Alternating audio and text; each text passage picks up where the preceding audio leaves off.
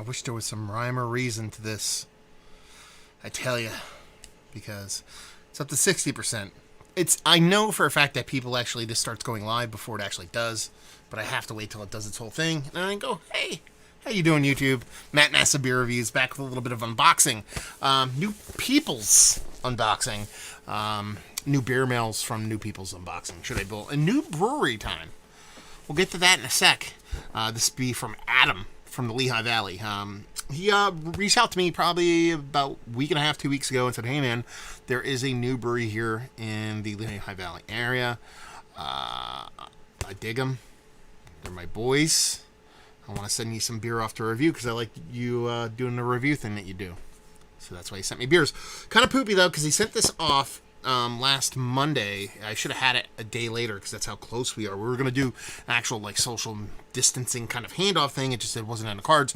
So he said, screw it, I'll just mail it off. It'll get there in a day or two anyway. It took a week to get here because it went to North Carolina and then back to Jersey. So it's like literally from where he lives to where I live is like a 40-minute drive. So it is what it is. The only good part about that, and I'm not saying it's a good part, but the one thing I could take solace, or I guess you can, or maybe even the brewery can take solace in, is the fact that the nights were pretty cool, man.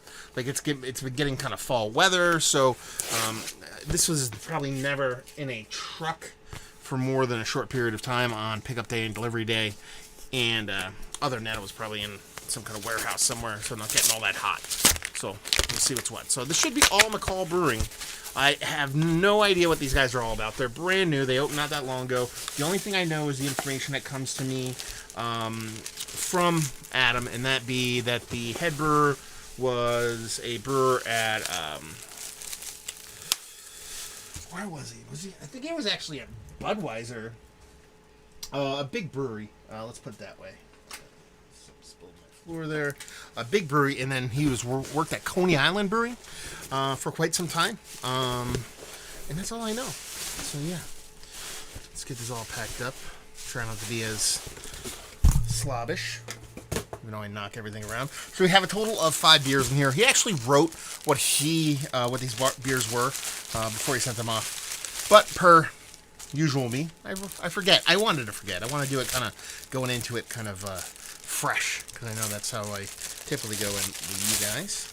A lot of packing on these, so I appreciate it. Not just from a kind of bursting standpoint, because you're talking about cans, you could pretty much throw those into something, but these have so much wrapping on them that they're almost certainly insulated pretty well. So we'll see what's... Man, it's wrapping up, buddy. These aren't supposed to be mystery beers, right? I don't think so. They kind of look like they're wrapped up as mystery beers. Let's put it that way. So, extreme amount of padding. First one up, we have McCall Brewing. It is their Wild Water India Pale Ale. Yeah, Wild Water India Pale Ale. This is water parks may be closed indefinitely, but you can still get the refreshment you deserve with any IPA. So New England style IPA. Water slides are a big thing down there because they have Dorney Park. For those who don't know what Dorney Park is, it is probably one of the... It's a water park. Let's put it that way. 6.6% alcohol by volume. So let's kind of get a plan of attack here for all the trash, because each one of these is going to produce this level of padding. So we'll see what's up. Let's just tear into these like Neanderthal I am. I'm trying to be all nice about it. Trying to be all civilized, if you will, like I have been over the past couple weeks. Let's go back to my core, which is brute forcing my way into the sweet, delicious center of all these beers. Well, not just yet. The cans. It'll be a little bit before I get to them. Next up, we have, it looks like Syrah Blonde Ale, brewed with Mary Ann Donut Kitchen donuts. Blonde Ale with several donuts, dozen of Mary Ann's famous cinnamon donuts added to mash, along with lactose and more cinnamon. So you're talking about a blonde ale, but given that kind of pastry treatment. Been done before, but you don't see a lot of people do that with a blonde ale, so it'll be fun to see how that kind of plays off and does what. Yeah.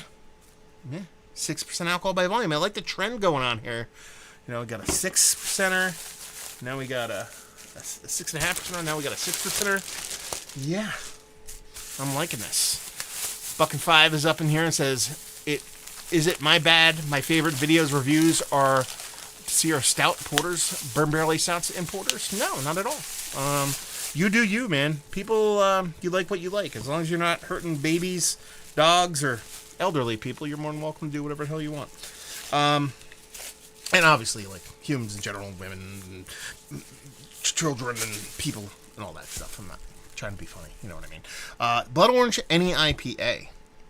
It says, living here in Allentown. Uh-oh, someone's getting sued by Billy Joel. Let's see, 6.1%. I like this low ABV stuff. Collaboration comes from two neighboring breweries who share the same love for Allentown. Okay, it's a collab with, who is it? McCall Brewing. Brew Daddy's Brewing. Yeah. Never heard of Brew Daddy's Brewing. Established 2019. So there you go. Yeah, I kind of dig that. It's kind of your Heinz ketchup thing, but with the whole Allentown kind of thing going on. So it's a mixture between Heinz ketchup logoing and a little bit of Keystone goodness, a little Heinz ketchup, a little Keystone goodness, a little bit of happy little trees. And Bob Ross the shit out of that one. Let's see. And this is actually one of two. I'm actually going to be doing another beer mail after this one, so stay tuned for that one. That was actually a handoff from my boy Oak Ridge. He drops them off on top of my mailbox, and I get them and I drink them. It's pretty awesome. This is Lehigh India Pale Ale. So you can see the little Lehigh, the L in the Lehigh, Lehigh River. Lehigh River runs through the kind of Lehigh Valley. Wah, wah. Now you know where it comes from. And I used to live there for quite a bit. I'm quite familiar with that area, actually. I lived in Easton. I've lived in Bethlehem. This is a, let's see, 7% alcohol by volume. It's got to be in New England style IPA. It's got to be. Yeah. India Pale Ale. So there you go. All their branding is very, very uniform. Kind of dig it. Use a little bit of pizzazz, you know. But for a brewery just starting off, not too shabby. Might dive into one of these tonight, actually. They arrived 1:30 this afternoon. I had my wife grab them, tossed them immediately into the fridge. So they are perfect as far as temperature-wise goes. And it came in that nice kind of thinner USPS bag or box that's easy to cool. Some of these bigger boxes are a little bit harder to get the temperature and whatnot. And Little Lehigh. Now I'm talking, baby. 4.5% alcohol by volume, little session jammer. That's what I'm talking about. Oh, yeah. Love me some session pales. Yeah. Little Lehigh Creek is the largest of the Lehigh River's tributaries. Yeah. Nice. That's cool. I dig the branding. It's not the best branding I've ever seen in my life, but they're fun nonetheless. But yeah, I mean, you're talking about, you know, a lot of hazies. You know, you got your pale ales, your hazies, your IPAs. But I dig on the kind of little bit of pastry level kind of blonde ale. You don't see people blonde ales that often, so I'm kind of pumped for this. So thank you very much, Adam, for sending these off. Super appreciative. Like I said, I don't usually do brewery can kind of beer mails. I stopped doing those a long time ago. But this is kind of just somebody that's friends of the brewery and kind of digs the brewery and wants to, you know, me to give them a whirl. So I really appreciate you sending it off, brother. Very cool of you. Can't wait to dive into these suckers. Probably take me a little while. I have a little bit of backlog, so if you don't see these videos pop up within a week or two, it's not that I forgot. It just takes a little bit for these beers sometimes to get up there. So there you go. A little bit of beer mail in the books. Like I said, this is beer mail 1 of 2. We'll be doing another one shortly. I'm going to sign off, sign right back on. Do another beer mail unboxing, and we'll go from there. Comments real quick. We have Buckin saying if you get packing on, they could all be mystery beer videos. Yeah, you know what? I thought that because they were wrapped up like mystery beers, but the problem is they were wrapped up completely. Like the tops were wrapped, everything was wrapped, so I'd have to kind of peel it, rip it, and tear it off. Plus, I know. And this is me being a little bit of self-aware, I guess you would say, for once in my life, is that, you know, he's like, you know, new brewery, friends of mine, you know, I want to see what you think of the beers. Don't want to do these beers as mystery beers for the sole reason that breweries half the time don't know I do their beers as mystery beers because they're mystery beers. There's nothing in a title. I don't tip them off. There's no kind of like a tag to them.